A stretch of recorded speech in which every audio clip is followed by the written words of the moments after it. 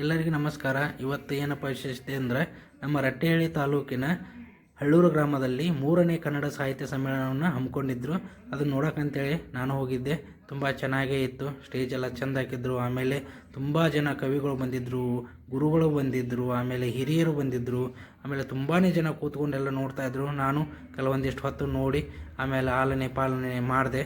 ಅಲ್ಲೇ ನೋಡಿ ಮುಂದುಗಡೆ ಇದು ರಂಗನಾಥ ಸ್ವಾಮಿಯ ದ್ವಾರ ಬಾಗಿಲು. ತುಂಬ ಅಂದರೆ ತುಂಬ ಚೆನ್ನಾಗಿ ಅಲಂಕಾರ ಮಾಡಿದ್ದು ದೀಪಗಳಿಂದ ಮತ್ತು ಹಳದಿ ಮತ್ತು ಕೆಂಪು ನಮ್ಮ ಕರ್ನಾಟಕ ಬಾವುಟ ಏನಿದೆ ಅದನ್ನು ಎಲ್ಲಿ ನೋಡಿದರೂ ಅದೇ ಕಾಣಿಸ್ತಾ ಇತ್ತು. ಕಣ್ಣಿಗೆ ಒಂಥರ ಇಂಪು ಮತ್ತು ತಂಪು ಅಂತಲೇ ಹೇಳ್ಬೋದು. ಎಷ್ಟು ಹೊತ್ತು ನೋಡಿದ್ರೂ ನೋಡಬೇಕೇನೆ ಅನ್ನಿಸ್ತಾ ಇತ್ತು. ಅಷ್ಟು ಚೆನ್ನಾಗಿ ಮಾಡಿದ್ರು ನೋಡಿ. ಹಂಗೆ ಮುಂದ್ಗಡೆ ಕರ್ನಾಟಕ ಮ್ಯಾಪ್ ಇತ್ತು.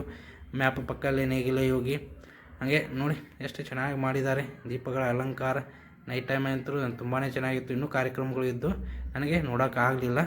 ಇದು ಪ್ರಾಚೀನ ವಸ್ತುಗಳು, ಹಳ್ಳೂರಲ್ಲಿ ಸಿಕ್ಕಿರುವಂತಹ ಪ್ರಾಚೀನ ವಸ್ತು.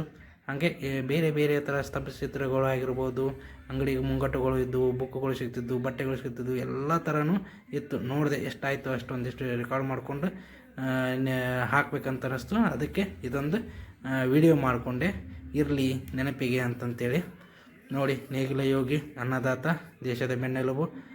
ಆಮೇಲೆ ರಂಗನಾಥ ಸ್ವಾಮಿ ದರ್ಶನ ಮಾಡಿಕೊಂಡು ಅಲ್ಲೇ ತೇರು, ಪಕ್ಕದಲ್ಲಿಯೇ ಅಲ್ಲೊಂದು ವರಾಂಡದ ಮುಂದೆ ಹಾಗೆ ಸ್ವಲ್ಪ ದೂರಿಂದ ನೋಡಿದ ದೇವಸ್ಥಾನ. ನೋಡಿ, ಇದೆ ಹಳ್ಳೂರು ರಂಗನಾಥ ಸ್ವಾಮಿ ದೇವಸ್ಥಾನ.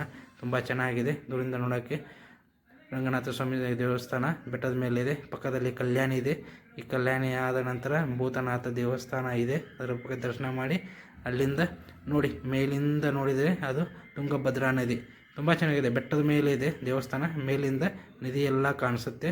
ಚೆನ್ನಾಗಿರುತ್ತೆ. ಅಲ್ಲೇ ಪ್ರಸಾದ ಇತ್ತು. ಊಟ ಮಾಡಿಕೊಂಡು ನಂತರ ನಾನು ಹಾಗೆ ಕೆಳಗೆ ಬಂದೆ. ನೋಡ್ಬೇಕಂತ ನೋಡೋಕ್ಕಾಗಲಿಲ್ಲ. ಇದು ನನ್ನ ಇಷ್ಟ ಆದರೆ ಲೈಕ್ ಮಾಡಿ, ಕಮೆಂಟ್ ಮಾಡಿ. Thank you.